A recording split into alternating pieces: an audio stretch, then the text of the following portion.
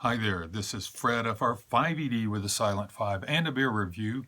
This time it's Wavemaker Amber Ale from Big Storm Brewing out of Bradenton, Florida. My last review was from this brewery as well. Um, it does not fare very well on Rate Beer. I misspoke last time and called this Beer Advocate. Didn't correct it, but anyway. It out of 47 reviews, it scored a 50 overall and a 75 in style. And then over on Beer Advocate, there's no score, and even the brothers haven't tried it yet, so nothing there. It's once again, some disparity. It says 5.8% ABV on Rate Beer. It says 6% over on Beer Advocate, and it says, what do we have here? Again, there we go. 4.9%. This is amazing. There's such disparity in what gets listed on these sites versus what's actually on the can. So, all right, so the can says 4.9%, 28 IBUs, so very low. This may be a very malt-forward amber ale. We'll see. And it says SRM on the, or almost 14.9, almost 15 on the SRM scale, so it's going to be on the darker side of the color scale.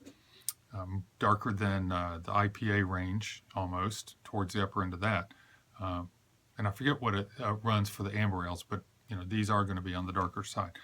All right, well, that's enough said. The only commercial description says, this amber ale is brewed with all-American ingredients, showcasing a rich amber color with a pleasant malt sweetness on the front and enough hop body to balance the flavor all around for a crisp, refreshing Kraft ale taste. We'll see.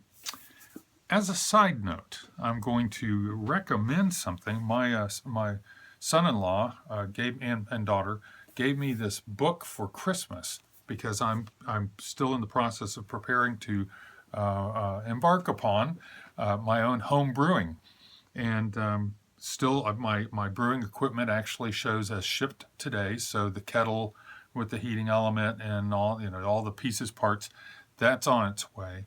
I already have the fermentation chambers or fermentation conicals, but I still need to build the fermentation chambers, so that's yet to be done, and a few other side things I need to do yet. But in the meantime, this is a book by Randy Mosier called Mastering Homebrew.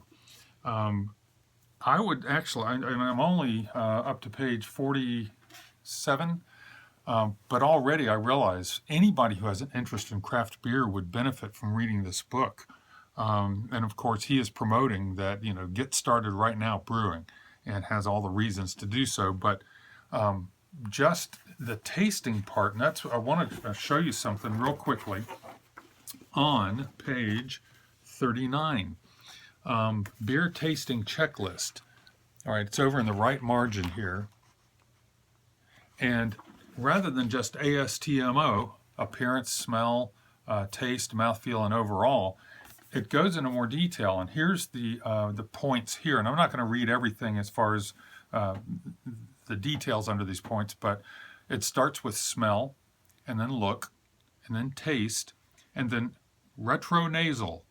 This has to do with the fact that not when you smell something, you're just smelling it in the glass, but when you taste it and when you swallow, right after you swallow, you exhale through your nose, and you tend to pick up even more aromas you didn't get when you were smelling it in the glass. And as he says, it can be perceived as part of the taste, but it's a big part. So that's there. There's mouthfeel.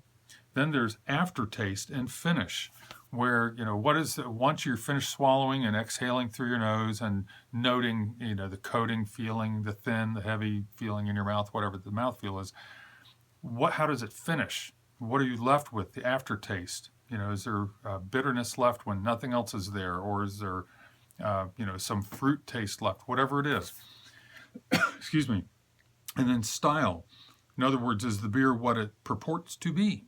How does it stack up against other beers that are in that style? And then it finishes with intangibles. And that would be more the overall, I would think, that we use now with ASTMO. Do you like it? Did all the parts work together to create a coherent idea? Does it have any magic? So anyway, I would just really recommend this book, Mastering Homebrew by Randy Mosier. He has other great, highly revered books out there. So anyway, I just wanted to put in a plug for that. I don't get paid for that. He has no idea who I am. Neither does his publisher. I'm just really enjoying this book. Now, back to the brew at hand. And we'll need to finish up a little quickly here since we are well into the time. So I'm going to pour this. I can already tell that it's darker than my usual IPAs and close to the upper end of the double IPAs even. And it's not that golden, yellowy golden color. It is more of a brownish red. And it's not totally clear. Okay, I am getting some opaqueness there. Mostly clear. I don't see particles, but it's not super crystal clear. Carbonation is about average. I only got about a 2-finger head there, and it's mostly dense, but there's some different size bubbles in there. I'm just going to continue with my ASTMO instead of trying to remember everything there, and to keep this as brief as possible with not counting for the time that's already gone by. All right. Oh, very different. There's almost a caramel. I mean, almost a sweet caramel, like a Kraft caramel. You unwrap those little cubes. I don't know if that's still out there, but it almost has a butter. Well, by buttery, I don't mean that an off aroma or an off flavor is going to be there, but it's that kind of buttery caramel smell. Butterscotch, that would do it. It's got almost a butterscotch aroma, and it smells like it's going to be sweet. All right, well, let's find out. No real hop aromas there. It's pretty much the malt.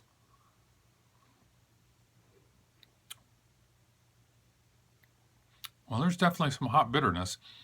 I don't see anything. Oh, and the IBUs, it said 28 on the can. Although I'm still perceiving it. So I guess you could say that's balancing out. It's mostly malts, and it's not, in fact, it's a little salty. Actually getting a little bit of, well, butterscotch is salty.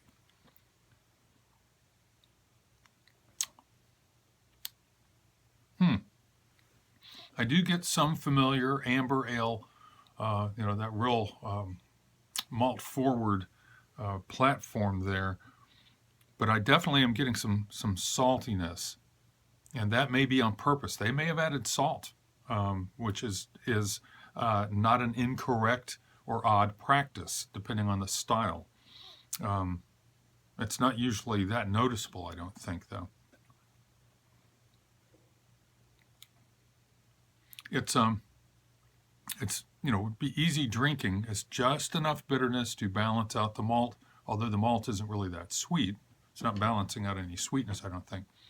But very interesting because of the basic taste that you think of: sweet, sour, salt, and bitter. It's not really sweet. It's not sour. It's got some bitterness, but it does have that little salt element too. That's interesting.